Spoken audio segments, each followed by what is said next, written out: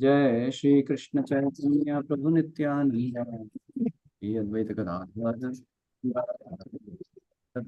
Hare Krishna Krishna Krishna Hare Hare Hare Ram Ram Ram Hare Hare Krishna so I'm sharing the screen now.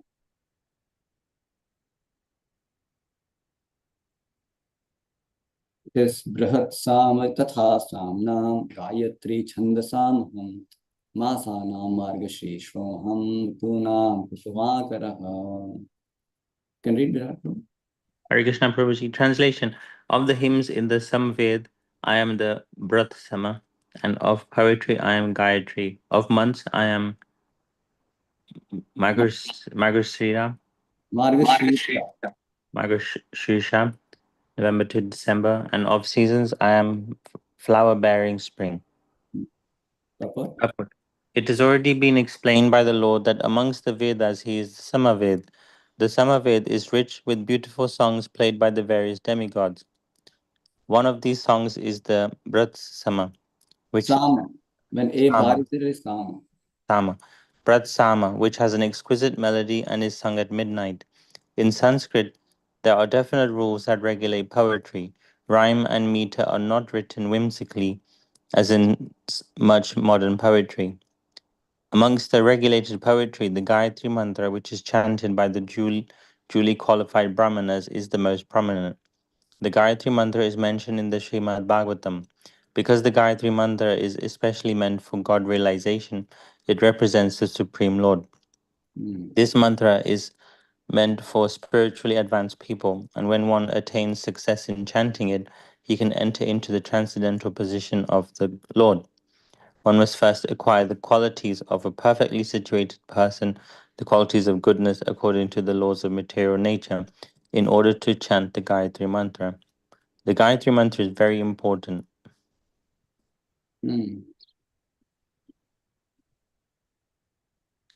Could you scroll up, please? Yes, bro.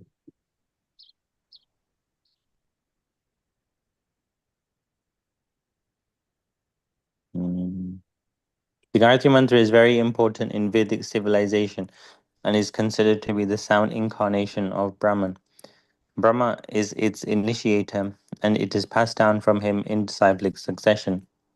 The month of November to December is considered the best of all months because in India, grains are collected from the fields at this time, and the people become very happy. Of course, spring is a season universally liked because it is neither too hot nor too cold, and the flowers and trees blossom and flourish. In spring, there are also many ceremonies commemorating Krishna's pastimes. Therefore, this is considered to be the most joyful of all seasons, and it is the representative of Supreme Lord Krishna. Yeah. Grains are collected from the fields at the time. Of course, spring is the season usually like because it is neither too hot nor too cold, and the flowers and trees blossom and flourish. In spring, there are also many ceremonies commemorating Krishna's pastime. Therefore, this is considered the most joyful also is the spring of Krishna. Okay, so now here we are continuing with this topic that how Krishna is the best of everything, and Krishna is the essence of everything. That's what Krishna is describing in all these verses. So wherever you find anything extraordinary, one should know it's Krishna. It's actually representing Krishna. That's why this chapter is called Vibhuti Yoga. When you see this world, seeing the opulences, you can think of, oh, this opulence is nothing but the spark of splendor of Lord.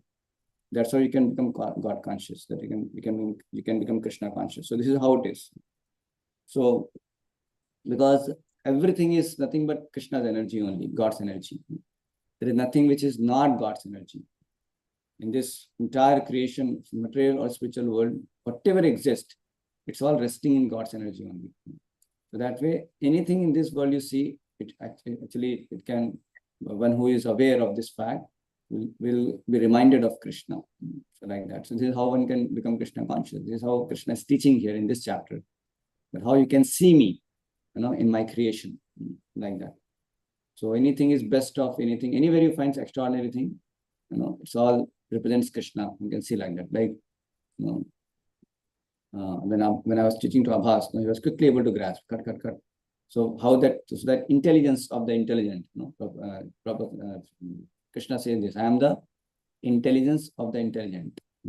I am the ability of the man, like that. So all these things represents Krishna. So when we have this kind of attitude, then we'll not become envious of him. We know, that intelligence is nothing but, awarded by Krishna to that person. The opulence of wealth, beauty, anything is all awarded by Krishna to that person. So when we will not become envious. So a very, very feature of envy is that we are actually envying Lord, because it's Lord's opulence. It's not some individual's opulence, Lord's opulence. Only thing is you fail to see that. So because we have envy for the Lord, so we are actually becoming envious of the people also. Why this person has more thing than me? So that's envy, and we become unhappy by seeing that. So actually, indirectly we are envying Lord that way. Or you can say, because we have enviousness towards Lord, that's why we are envious towards that person also. So actually, if you can become lover of God, then you can see everything in connection with the Lord. Then you can give up envy very easily, because you see it's all Krishna's opulences. They're all Krishna's part and parcels. You like to see others glorified, because they are Krishna's children, Krishna's part. You like to see others flourish. You would like to see how different people may have different opulences. They are Krishna's opulences. So it will only remind you of Krishna and your love for Krishna. And as you love for Krishna increases, your love for that person, love for other living entities also will automatically live in hands, because then you'll see, oh, they're all dear part and parcel of Krishna. So they are lovable. They are object of affection, not of envy, nor hatred, like that. So this is how we can learn from this entire series what's going on. Now, one thing I want to tell, see, Gayatri Mantra is recommended in the scriptures, but the Gayatri Mantra is especially for those who have some sort of goodness life. So it's like if you take one circle, and then concentric circle. If I make some circle, then you can understand it. Take this camera. Put it here. I'm just going to show you.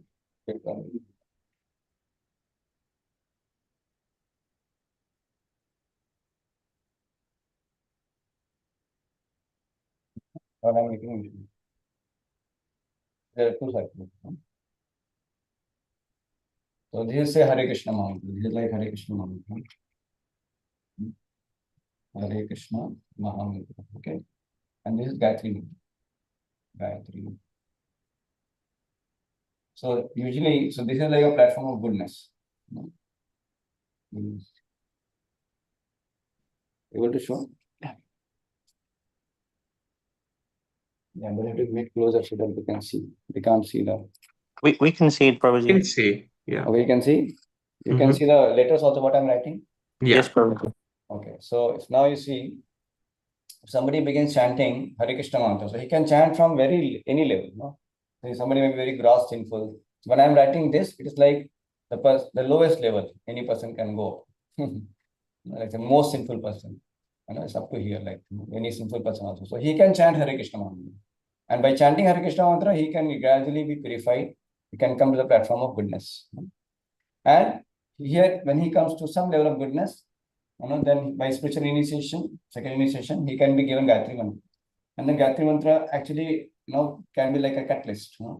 And one can continue chanting Hare Krishna Mantra, and then he can quickly progress also, like that. But usually Gayatri Mantra, of course, Gayatri Mantra also powerful. If one has received from a guru and he has a personal conception of the Lord, and he's meditating on the Supreme Personality of Godhead, then in fact, it can take it further also. But usually Gayatri Mantra may take somebody to some level. And even, to some level. But Hare Krishna Mantra can take one to the highest level, that is Golok Vrindavan, the highest planet in the spiritual world, Goloka. So that Hare Krishna Mantra can take. So Gayatri Mantra, if somebody has very spiritual conception of the Lord, personality, understanding the personality of Godhead, then he may go to Vaikuntha Loka, or to some spiritual planets. But to go to Goloka, the Hare Krishna mantra can take one to Goloka also. And if somebody has impersonal understanding, and he is more attached to impersonal Brahman, then one can Gayatri mantra may just take to take one to maybe till Brahma Jyoti. Brahma Jyoti is like very preliminary aspect of absolute truth, where person thinks that got to be impersonal Brahman, that is effulgence coming out of the Lord's body. So like if suppose, so here you can show. Suppose this is material world. It's like so many universes are there, material world, so many universes. It's material world. So now when somebody comes out of the material world, then there is this is a spiritual world. Spiritual world actually is way big. So spiritual world.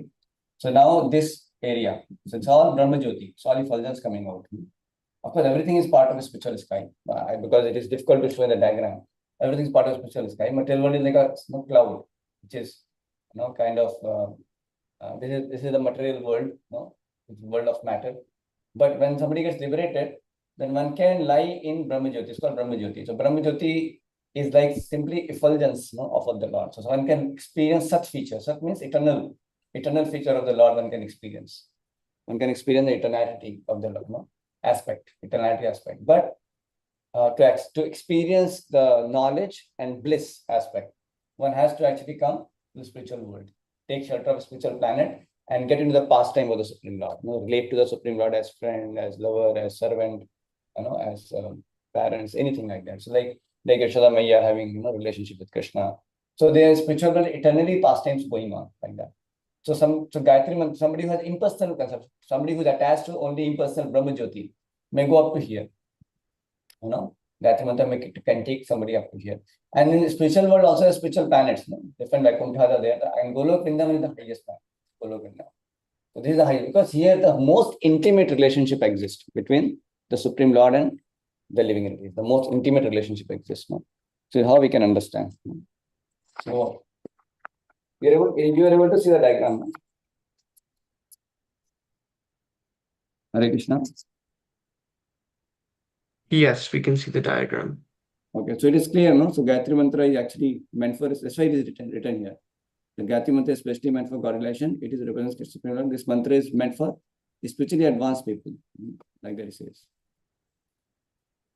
So, okay, we'll go further.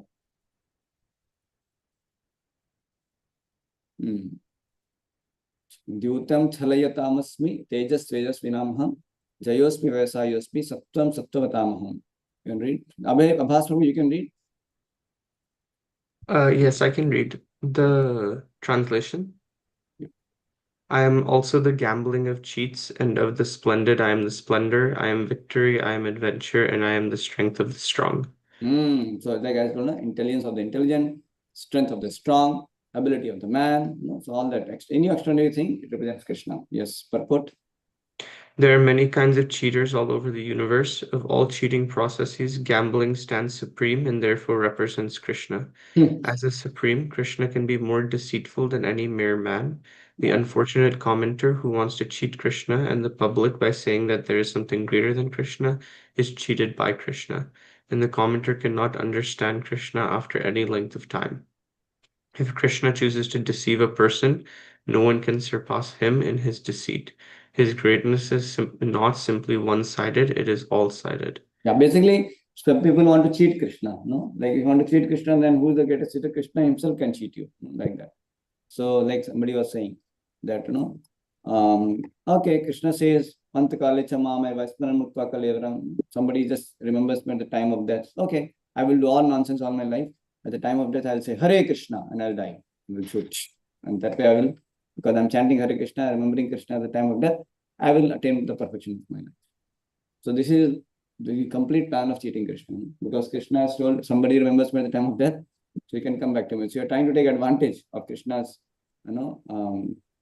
benevolence nature, that how somebody can remember him at the time of death, Krishna takes him. So now Krishna has told this, but somebody tries to take advantage of it, and tries to exploit Krishna, cheat Krishna that way. Okay, I will do all nonsense, and at the time of death, I'll just simply remember him. So that is not possible. Krishna will make sure that you won't remember him. If you have that kind of ill way of dealing with Krishna. Krishna sees sincerity, simplicity of personality. So if suppose even though whole life you try to remember Krishna, you served Krishna, you so much you did, your hard work you did, you had whatever struggles, and at the time of death, even if somebody goes in coma, Krishna will come in his remembrance. Actually, Krishna himself will help him to remember him. So this is how Krishna sees the sincerity. So if somebody is cheating, somebody is trying to cheat Krishna, then Krishna will be the greatest cheater for him. Does this point clear? Is this point clear? Mm-hmm. Among the victorious, you read further. Among the victorious, he is victory. He is the splendor of the splendid. Among the enterprising and the industrious, he is the most enterprising, the most industrious. Among adventurers, he is the most adventurous. And among the strong, he is the strongest. When Krishna was present on earth, no one could surpass him in strength. Even in his childhood, he lifted Govardhana hill. No one can surpass him in cheating. No one can surpass him in splendor. No one can surpass him in victory. No one can surpass him in enterprise, and no one can surpass him in strength. Yeah, and Krishna's Surrender all unto activities are all good. Krishna's all activities are all good. So it's all transcendental. It's on the spiritual platform. Krishna's cheating, Krishna's lying, Krishna's killing. It's all divine. There is no tinge of materialism there. There is no inebriety there. There is no modes of material nature contamination. There is no lust, anger, greed. So Krishna's killing is not of anger. Krishna's killing out of compassion. And that is also a divine platform. Those who are killed by Krishna get liberated. Same way, Krishna's cheating also is transcendental. The cheating actually benefits the person. Like Bali Maharaj, he asked 3 steps of land, and Krishna took away all his, in 2 steps only, he measured everything because he became Vamana. He became very big size. So in one sense, it appeared like Bali Maharaj got cheated. But actually, what Krishna gave him, Krishna made him the king of the Sutala planet, and he himself became the doorkeeper of that person, Bali Maharaj. So Krishna's cheating is not ordinary; it is for the benefiting the person who is cheating also. So Krishna's way of acting is always transcendental. It's not at all subjected to laws of material nature, and also it is not subjected to contamination of the modes. It's not driven by lust, anger, greed, pride, envy, and all that. It's completely pure and transcendental. When Krishna is dancing with gopis, it is completely pure. There is no tinge of lust over there. So that's why Krishna's activity should not be misunderstood. Okay, then he says, Vrishnina Vasudevosmi Pandavanam Dhananjayaha Muninam Apyam Vyasa Kavinam Ushana Kavihi. Yes, Srinivasan, would you like to read? He left. Okay. Arya, would you like to read? Sure, Prabhu. Of descendants of Vrishni, I'm Vasudeva. Of Pandavas, I'm Arjuna. Of the sages, I'm Vyasa. Among great thinkers, I'm Usana. Krishna is the original Supreme Personality of Godhead, and Baladeva is Krishna's immediate expansion. Both Lord Krishna and Baladeva appeared as sons of Vasudeva, so both of them may be called Vasudeva. From another point of view, because Krishna never leaves Vrindavana, all the forms of Krishna that appear elsewhere as expansions. Vasudeva is Krishna's immediate expansion, so Vasudeva is not different from Krishna. It is to be understood that Vasudeva referred to in this verse of Bhagavad Gita is Baladeva or Balarama. Because he is the original source of all incarnations and thus he's the sole source of Vasudeva, the immediate expansions of the Lord are called Svamsa, personal expansions. And there are also expansions called Vibhinansa. Amongst the sons of Pandu, Arjuna is famous as Dhananjaya. He's the best of men and therefore represents Krishna. Amongst Munis or learned men conversant in Vedic knowledge, Vyasa is the greatest because he explained the Vedic knowledge in many different ways for the understanding of common mass of people in this age of Kali. And Vyasa is also known as an incarnation of Krishna. Therefore, Vyasa represents Krishna. Kavis are those who are capable of thinking thoroughly on any subject matter. Among the Kavis, Usana Shukracharya was the spiritual master of the demons.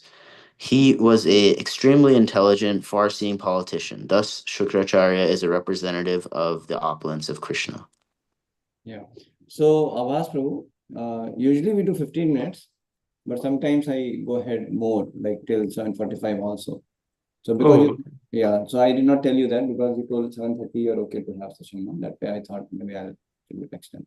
So if you can leave, no problem. And so yeah, so generally 7:15 to 7 to 7:15, but sometimes I take 7 to 7:45 also. okay, that's fine. Yeah. So you may leave in case you have some other things No, to do. that's okay. Yeah, as long as I just know so I can be planned for the day. Yes, sure. Yes, go ahead, Prabhu. Oh, you read it. Okay, so here, yeah, one of the things that Swamsha Vimna should not be confused about. So see, Krishna can expand himself. Like, so there's so many incarnations, like say, Kurma Avatar, Varaha Avatar, Narasimhadev. There's so many expansions of Krishna. So same personality, but he expands himself. It's called Swamsha. So they're all God, like Narasimhadev also is God, the same person only. But there is Vibhinnamsha. Vibhinnamsha means what? Separated part and parcel, like all of us. So we are also part and parcel of Krishna. We are expansions of Krishna, but we are not Krishna in the sense that we don't have that kind of opulences, that kind of potency like Krishna. So Krishna, Swamsha, they are directly God. They're all God. God is one, but he expands, like say father in office, father at home, father in a party. It's all same father only, but it's a different form, right? In office, you have different, father has a different form. In home is a different form. In party is a different form. But the same father. But father's son, the father's son is part and parcel of father. Now, father's son also is having the qualities of father, but he's a small fellow. He's not like father. So he's part and parcel of the father. So son also can represent father, but he's not father. So somebody, father may send sometimes son on his behalf somewhere. So that way, the son can be seen as non-different from father. But at the same time, son is different from father. So same way, we are simultaneously one and different from Lord.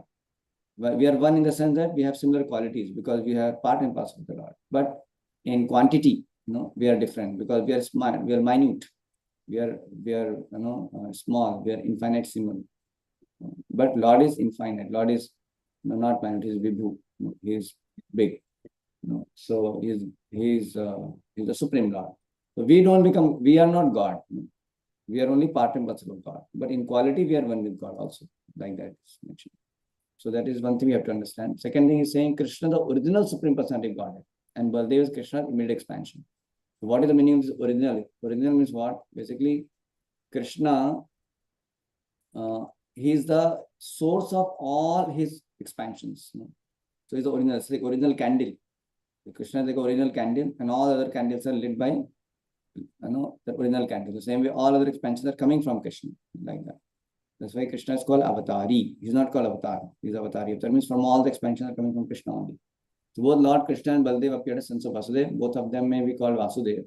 From another point of view, because Krishna never leaves Vrindavan, all the forms of Krishna that appear elsewhere are expansions.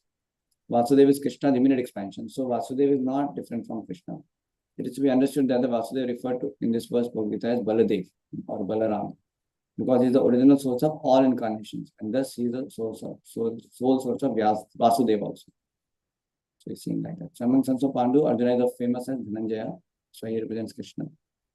Vyasadeva also compiled all the Vedic knowledge, so he represents Krishna. And he is also incarnation of Krishna, Vyasadeva. And the Kavis are those who are capable of thinking thoroughly on any subject matter. So among the Kavis, Pushana, Shukracharya was the spiritual master of the demons. He was extremely intelligent and far superior. So he also represents Krishna. So Dando Damayatamasmi Nitirasmi Jigishatam Maunam Chaivasmi Guryanam Gyanam Gyanavatama. Purnamataji can read. Yes, Prabhuji. Among all means of suppressing lawlessness, I am punishment. And of those who seek victory, I am morality. Of secret things, I am silence. And of the wise, I am the wisdom. Purport: there are many suppressing agents, of which the most important are those that cut down miscreants. When miscreants are punished, the agency of justice meant represents Krishna. Among those who are trying to be victorious in some field of activity, the most victorious element is morality. Among the confidential activities of hearing, thinking, and meditating, silence is most important because by silence one can make progress very quickly. The wise man is he who can discriminate between matter and spirit, between God's superior and inferior nature. Such knowledge is Krishna himself. Yeah. So there are many suppressing agents, of which the most important those that cut down the miscreants. And miscreants are punished. The agency of chastisement represents Krishna. Extraordinary. The agency of chastisement represents Krishna. Among those who are trying to be victorious in some field of activity, the most victorious element is morality. That represents Krishna. Confidential activities of hearing, thinking, meditating, silence is most important because by silence, one can make progress very quickly. So when we are saying silence, it basically means that silence from any kind of materialistic vibrations. So when somebody gets a solitude and he can have more spiritual contemplation, then he can make a lot of progress and he can benefit the world also. But we are not talking about silence in the sense how sometimes some Mani Baba, they just take up the vow of silence, but they have nothing positive to do. That kind of silence may not help. So that's why Srila Prabhupada says the most silent places when the devotees are engaged in chanting and reading and hearing about the Supreme Lord, they're making wonderful progress. So silence from any kind of materialistic affairs, in essence. But yes, some kind of solitude for a devotee where he's able to deeply go more in chanting, reading, hearing, that's very wonderful for making progress. So that represents Krishna. So among the confidential activities of hearing, thinking, meditating, silence is most important because by silence one can make progress very quickly. So more you can have this silence in your material life, in the sense, more you can avoid materialistic vibration, materialistic association, more you can make progress in the spiritual life. That's a key actually. That's why Upadeshamrita, nectar of instruction, talks two very important principles, one after another. In verse 2nd and verse 3rd, it says Jana Sangha. He says, what is the don'ts one should do? Jana Sangha. Don't associate with worldly minded people. And the third verse he says about Sangatyaga. Give up the association of worldly minded people. Twice it is mentioned. A lot of emphasis. That means one has to give up materialistic association. That silence factor comes in his life, where he can be saved from materialistic vibrations. And that kind of silence is very conducive for one's going deeper in a spiritual practice. And the positive part is associating with devotees. So reducing materialistic association and increasing our devotee association. That becomes a pivotal point, central point, or most important point about our spiritual progress. The wise man is he who can discriminate between matter and spirit, between God's superior and inferior natures. Such knowledge is Krishna himself. It's called Adhyatma Vidya. You remember we were discussing there, among all sections of the Vedas, he is Adhyatma Vidya. So the knowledge which helps us to discriminate between matter and spirit. So in this world, people keep discrimination, like American, Indian, white, black, poor, rich. So many discriminations are there. But we should not discriminate that way. We have to also discriminate, but discriminate between eternal, temporary. Discriminate between body and soul, so that you can focus on soul. That kind of discrimination is not bad. That kind of discrimination will help you to be saved, getting into materialistic conceptions of life. So one has to discriminate between what is illusion, what is real, what is permanent, what is temporary, what is spirit, what is matter, what is soul, what is body. That understanding should be there. That is real knowledge, and that will help you to make spiritual progress. What is conducive for my spiritual life, what is not conducive for my spiritual life. So that kind of discrimination is good. Between God's superior and inferior natures. So we should have that discrimination. That kind of knowledge is Krishna himself.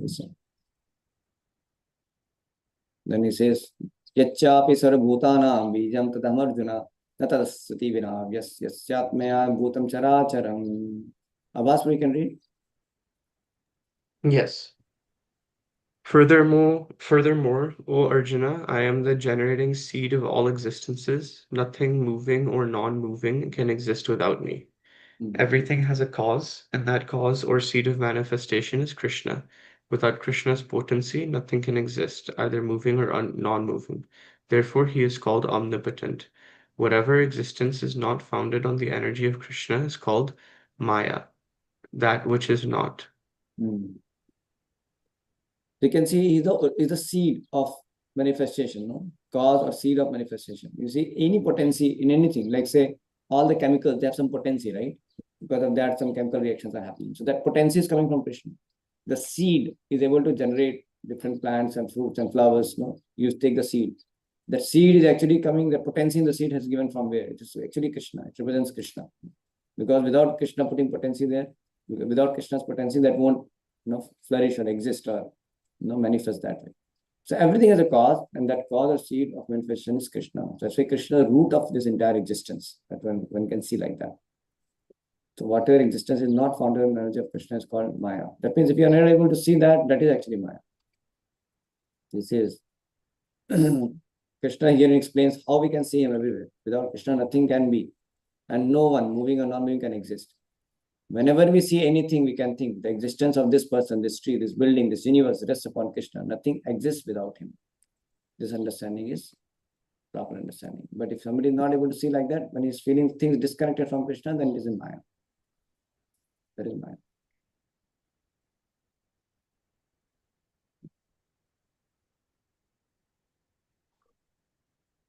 Next.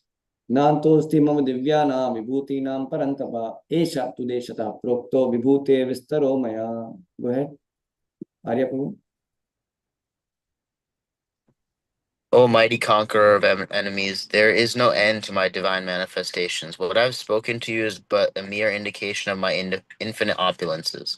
As stated in Vedic literature, although the opulences and energies of the Supreme are understood in various ways, there's no limit to such opulences. Therefore, not all the opulences and energies can be explained. Simply a few examples are being described to Arjuna to pacify his inquisitiveness. Yeah, so there is no limit to Krishna's opulences, the infinite opulences. Krishna is saying, what list I can give you? There is no end to my divine manifestation. It's only a mere hint and indication. So God is very great. So sometimes people say, no, God is great, but they don't know how God is great. So here in this chapter, we can understand greatness of the Lord. And then one can also understand the sweetness of the Lord. So both aspects are important. So, but before going to before understanding greatness of the Lord, if we enter into sweetness of the Lord, we may take Lord cheaply. That's why one should also be very much keen to read Bhagavad Gita and understand the greatness of the Lord. Sometimes people want to just jump directly to describe the pastimes of the Lord in terms of Ras Leela. Sometimes people try to jump over and take Krishna cheaply. But that is not the way we should approach Krishna, because we have to understand first who is Krishna, what is his position. He's not ordinary some boy, He's not an ordinary coward boy. He's a supreme personality of Godhead. One should understand his position, his greatness, and then one can appreciate Krishna's pastimes, sweet pastimes of the Lord. So purport you read already, right? All the opulences and energies of the Supreme Lord are understood in various ways. There is no limit to such opulences. Therefore, not all the opulences and energies can be explained. Simply a few examples are being described to pacify his inquisitiveness. Even Einstein told this. When I'm trying to explore, this whatever he has done. So he told, I'm simply thinking myself like I'm just playing with the pebbles on the shore of the ocean, and the whole ocean is still like, mystery. It's a mystery. So what scientists are trying to understand is nothing actually. It's just kind of playing with some pebbles compared to the entire creation, which is not so easily understandable by anyone. So there's so much of opulences, so much of mystic opulences of the Lord there in the universe. So some things we understand, but we can only see the phenomena, but we don't even understand. Actually, there's so much of magic in this nature, if you see. Grass, cow eats and milk comes. So this is a very amazing miracle. Nobody can produce milk out of grass, but Krishna, amazingly, he produces that. Same way you see the nails grow. So same way you can see the hairs, the beard grows. So this is very mystical. Everything is mystical actually in Krishna's creation. Something we become so familiar we don't understand it, but actually it is mystical. There's so many mystical things are there in this nature. Seed, you just put in the ground and such tree comes. The entire coding is there. It's a great magic actually. So Krishna's creation is all inconceivable. Inconceivably things are happening. But we, even now, how I'm speaking, when I don't know, which point is coming in my mind, how I'm speaking, how the memory thing is happening. This whole system, no, it's very inconceivable. You know, nobody can make a human being. You can try to make a robot, but robot will have many limitations. But it's amazing. Krishna has created all of us, which is so amazing. All of us are very, we all have mystic powers. Like we are able to speak. Now, see, mystic powers doesn't mean only we can fly, and we can have some extraordinary thing. We see also extraordinary. Only thing is becomes very ordinary because everybody has that. But there are lokas, the except the lokas, Gandharva lokas. There are people, in certain lokas they can fly also. Now you may say, how it is possible? How can they do like that? No, it is possible because they have that ability. So Krishna gives some abilities, certain mystic abilities to us. That much we can do. So that is also mystical actually. Only thing is it becomes day-to-day life, so we think it to be ordinary. Yad yad vibhuti matsatvam srimat urjitamev cha va taddat eva gachatvam mama tejom sasambhavam. Yes. Poonam Mataji. Know that all opulence, beautiful and glorious creations spring from but a spark of my splendor. But any glorious or beautiful existence should be understood to be but a fragmental manifestation of Krishna's opulence, whether it be in the spiritual or material world. Anything extraordinary opulent should be considered to represent Krishna's opulence. अथवा बहुतेन न किं ज्ञातेन तवार्जुन विष्टभ्याहमिदं कृष्णं एकांशेन स्तुतो जगत्. So in the previous slide is saying that any glorious or beautiful existence should be understood to be but a fragmental manifestation of Krishna's opulence, whether it to be the spiritual or material world. Anything extraordinary opulence should be considered to represent Krishna's opulence. You can see. Like when I went to Mahabaleshwar, I saw such extraordinary beauty. Then you can think, oh, it is Krishna's opulence. See, like that you can immediately remember Krishna. Prabhupada says, if you see my specs, whom you remember? Me. Like when you see Krishna's creation, then whom you will remember? You remember Krishna. Obviously, one should remember Krishna. But people don't know. That's why they won't remember anything. They'll just see the thing and they will get attached to it. They want to exploit it. But you see the connection of Krishna, so there is a divinity in your perspective. Instead of trying to think of exploiting, you will think of how can I serve Krishna using this creation. So you see this creation as paraphernalia of the Lord to worship the Lord, to use everything in Krishna's service. In fact, your intelligence, your ability, your mind, everything you want to use in the service of divine. This kind of consciousness is God consciousness. That's how you become a very unexploitative, selfless servant of Lord and everyone, because you see everything in connection with God. Like if I give you Abhas, my mobile or my laptop, what will you do with that, Abhas? First thing, what you will do? I don't know nothing. I don't want to do anything. No, if I give you my mobile, let's say, Abhas, I take this mobile. What will you ask me then? Why did you give it? Yes, amazing. What do you want from me, Prabhu? What should I do with this? Yeah. Correct. You know that Prabhu has given you some purpose. So what is the purpose? Please tell me. Let me know. Let me know how should I use my mobile. Correct. The same way God has given you body, He has given you intelligence, He has given you, certain place to live. He has given some abilities, skills, talents, right? So what you should ask God? What do you want me to do with this? Yes. And that's what God is saying to Gita and Bhagavatam. You see my friend, this is where you should. Same way the devotees will tell you, this is where you should please God. So this is a very natural and sane question which should come in the mind of anyone who's a sane man. He will understand, because this body is not my body; it's given to me. The intelligence is not I purchased from somewhere. It is awarded to me. Abilities are awarded to me. Skills are awarded to me. So who awarded it? Then one should find out first, and then one can understand actually God is the cause of everything. He is the source of everything. He is the owner of everything. It belongs to Him. Okay, if it belongs to Him, like somebody said, no, but my body belongs to my parents. No, parents are only the medium. Like if I take my pen and paper, if it is there, I take signature, I do signature. Now signature belongs to me or signature belongs to pen and paper? This signature belongs to whom? You. Me. The pen and paper cannot claim that is my signature. I use pen and paper. Same way God may use certain parents to get your material body, but actually the material body is given by material nature only. And nature also belongs to Krishna. And the soul is also belongs to Krishna. So ultimately, we are Krishna's property, correct? So the question should come naturally in mind. So how can I use my body and mind and senses and intelligence and skill and talent in God's service, correct? How should I use it? So that kind of thought will be there. And same thing will, when you see other things, when you have to deal with other things also, how can I use it in God's service? That's how you will think. Because it is, so God, you'll then be very eager to know from God. You'll be eager to know from devotees. How should I live my life? So what way I should live, act? What way I should work in this world, deal in this world, so that I please the Lord. Correct, no? So so that the Lord is glorified, Lord is pleased.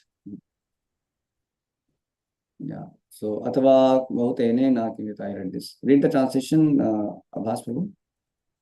But what need is there, Arjuna, for all this detailed knowledge? With a single fragment of myself, I pervade and support this entire universe. That is the last purport. Then we'll stop after this purport with the purport. The Supreme Lord is represented through the entire material universes by his entering into all things as the Super Soul. The Lord here tells Arjuna that there is no point in understanding how things exist in their separate opulence and grandeur. He should know that all things are existing due to Krishna's entering them as Super Soul. From Brahma, the most gigantic entity, on down to the smallest ant, all are existing because the Lord has entered each and all and is sustaining them. There is a mission that regularly propounds that worship of any demigod will lead one to the Supreme Personality of Godhead, or the supreme goal. But here in the 10th chapter, that idea is thoroughly discouraged.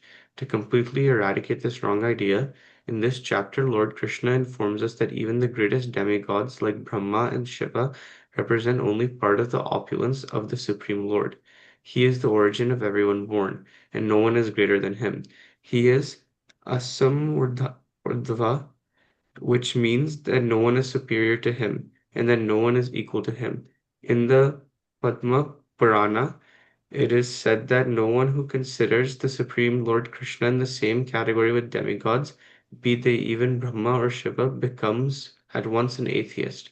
If, however, one thoroughly studies the different descriptions of the opulences and expansions of Krishna's energy, then one can understand without any doubt the position of Lord Sri Krishna and can fix his mind in the worship of Krishna without deviation.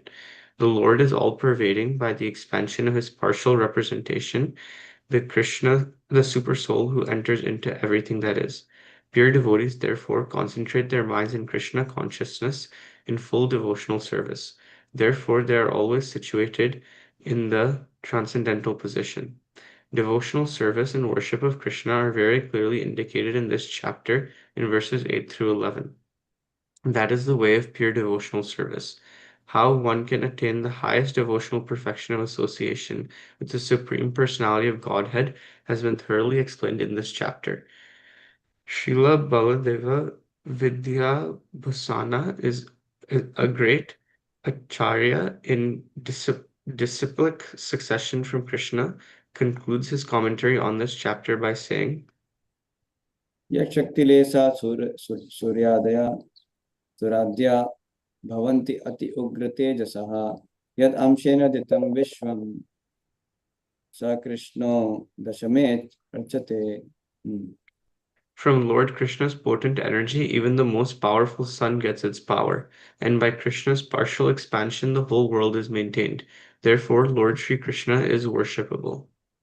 So this may need little explanation. We can explain it later. But I'll just read this. Everything, not only those things possessing extraordinary opulence, beauty, or strength, exists sustained by Krishna's power. So the Ekamchana Eka does not refer directly to Krishna, but to the expansion of Super Soul. She will explain this purport as summarizes the entire purport. Okay. So we'll see this later.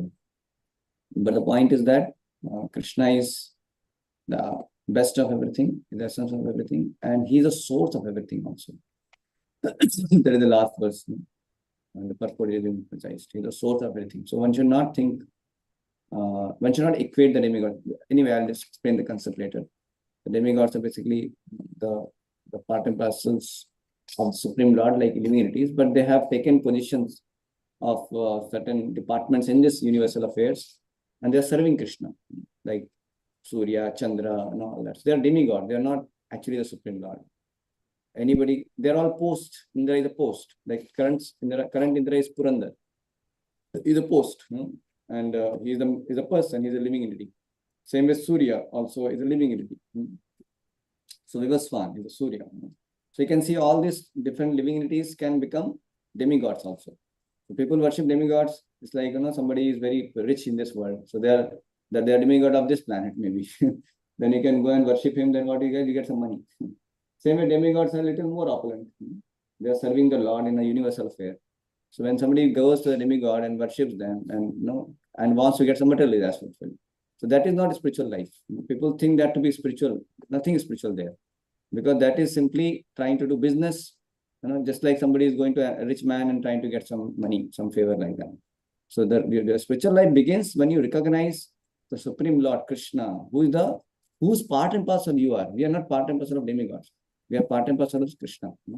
So when we start worshipping the Lord, then our real spiritual life begins. And we worship the Lord not for any material gain. The real bhakti begins when it is unmotivated, uninterrupted, without having any tinge of material motives. Because we want to just revive our relationship of love with the Supreme Lord. That's the motive. Okay, I'll pause here. Any reflection, Abbas Prabhu? I think the thing from the beginning was helpful, or like was meant a lot. Like when we are envious of other people, then it's being envious of Krishna. Yeah, I think that stuck with me. Correct. Yeah. So today we went longer. Yeah. But I think you can see your schedule, and we can accordingly you can manage, not issue. Yeah. So, but 15 minutes we can be there at least. Mhm. Yeah, after that you're free to move. It's not about. And Arya Prabhu, do you have any point? Yeah, no, I think yesterday and today kind of just showcased like how the three realizations of like the divine, like Brahman, Paramatma, and Supreme Personality of Godhead, kind of just showcase that, like how there's one divine entity, and then that's Brahman, and then Paramatma as it pervades in all throughout the universe, and then Krishna is obviously Supreme Personality of Godhead. But something I came up on this weekend was like, I heard like about the Holy Trinity in Christianity, like there's like the Holy Spirit, Jesus, and God, and so that got me thinking like that's really related to our understanding of Brahman, Paramatma, and Supreme Personality of Godhead. So we have our own Holy Trinity, and it's like I just see connections everywhere between religions and things like that. So like I just like it just like reaffirmed me that like everything is connected, and we're like on we're like understanding the right things the right way. Yeah. There is sometimes some confusions among Christianity also there about the understanding of. See, sometimes there's not a very clear understanding about the super soul and the soul aspect.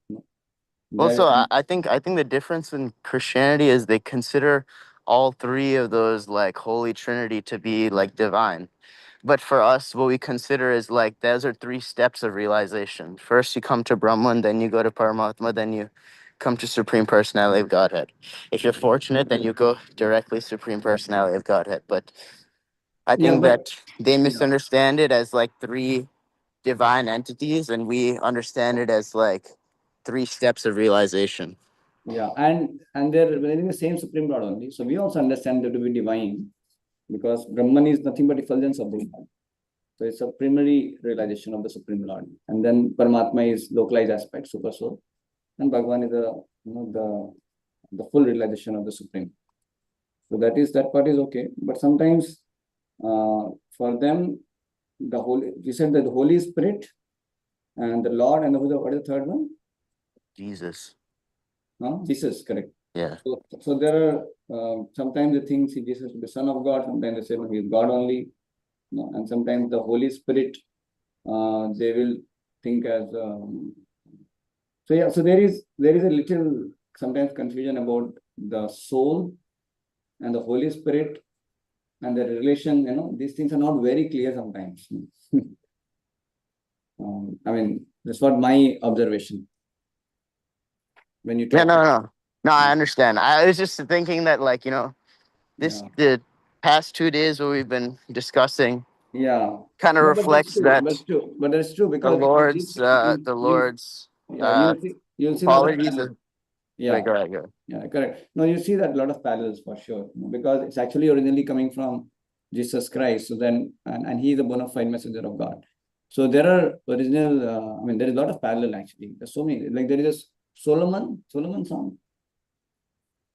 Solomon. There is some Solomon song, right? Something.